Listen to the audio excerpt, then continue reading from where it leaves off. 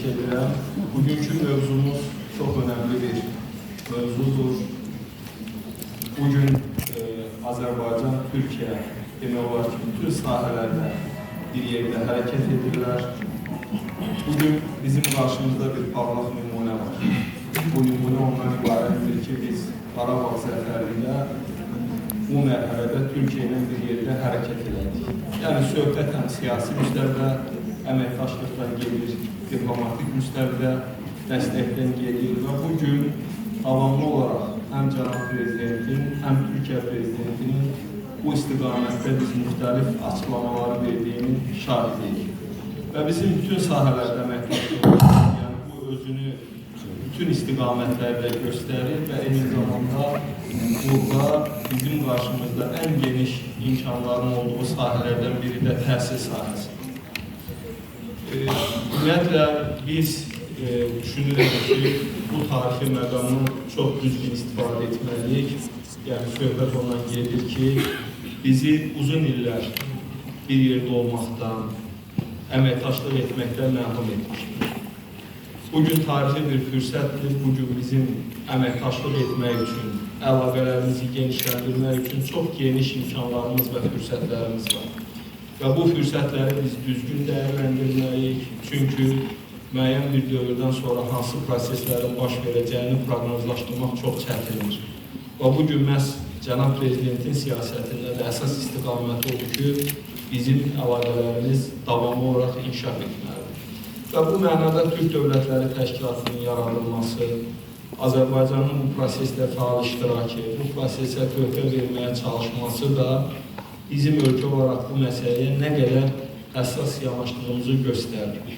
Və biraz bundan əvvəl mən qeyd etdim, biz təhsil sahəsində də sıx əməkdaşlıq edə bilərik. Bizim bir-birimizi anlamamız asandır. Türkiyənin təhsil sahəsində bir çox uğurları var və bu uğurlar özünü Azərbaycan-Türkiyə Universitetinin yaradılmasında da açıq-aydın göstərir.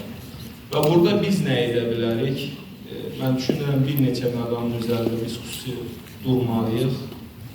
Birinci növbədə müəllimlərimizin və bizim hər birimizin üzərinə bir məsuliyyət düşür ki, bu zəmini biz yaratmalıyıq.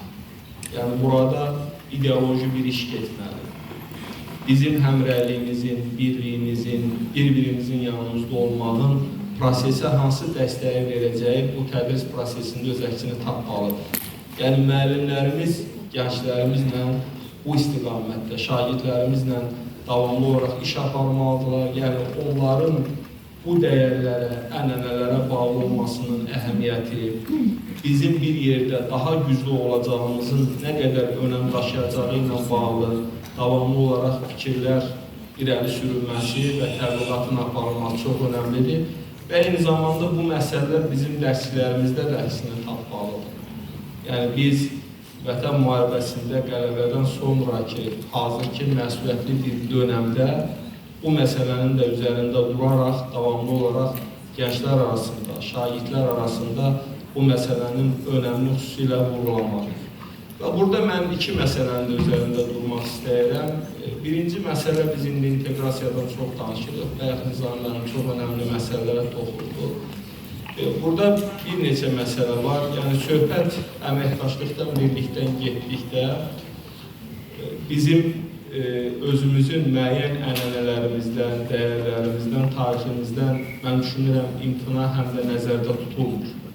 Yəni, bizim özümüzün çox zəngin mədəniyyətimiz var, tariximiz var, musiqimiz var, ənənəmiz var və deyə bilərəm ki, Türk xalqları içərisində bu sahədə ən çox uğur əldə edən xalqlardan da biri bizik.